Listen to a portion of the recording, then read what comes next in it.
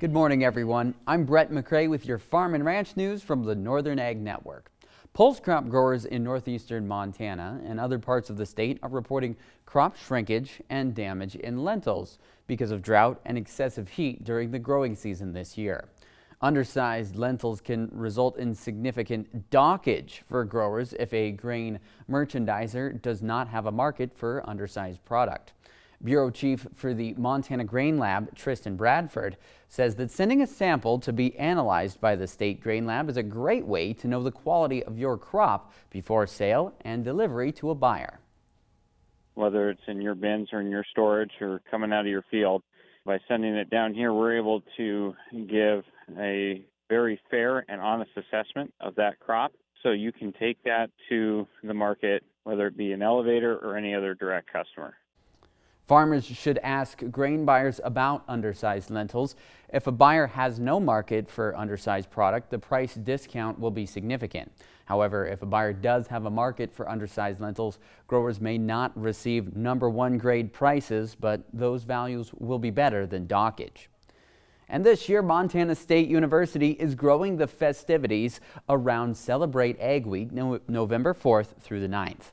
New this year is a week-long event which includes a Young Ag Leaders panels, the Montana Ag Tech Innovation Summit, a discussion on agritourism, and a Celebrate Ag Social on Friday night.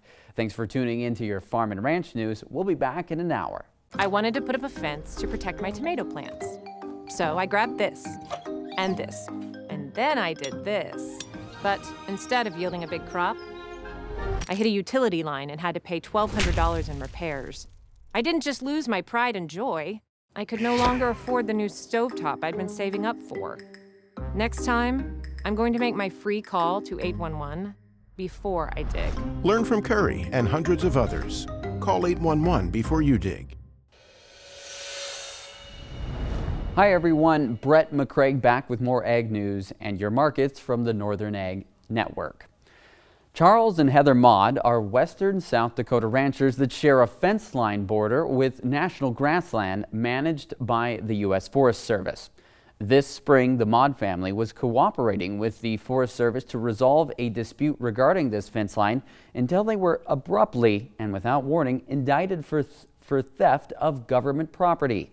Neighboring rancher David Uhrig is deeply concerned about the aggressive actions from the federal government with serious consequences for these family ranchers. We expect agencies of this kind to be a coordinating effort, to sit down, whether it's through mediation or what have you, but those options were never placed on the table. Instead, there was a survey that supposedly was done that Maudes were never aware of and never privy to. Then all of a sudden they just showed up at their door one day with a letter notifying them of an indictment date. Couple faces up to $250,000 or 10 years in prison for this fence line discrepancy on land that the family has helped steward for 60 years.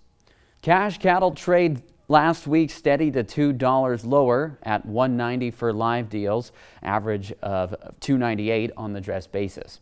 And weigh-up cows in Torrington, Wyoming on Friday from $136 to $150. Slaughter bulls more in the $1.60 to $1.73 range.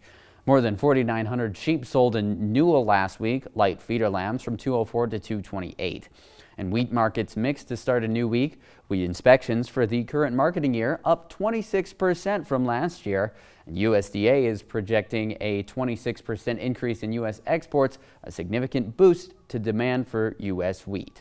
Thanks for joining us for your Ag Report. I'm Brett McCrae from the Northern Ag Network.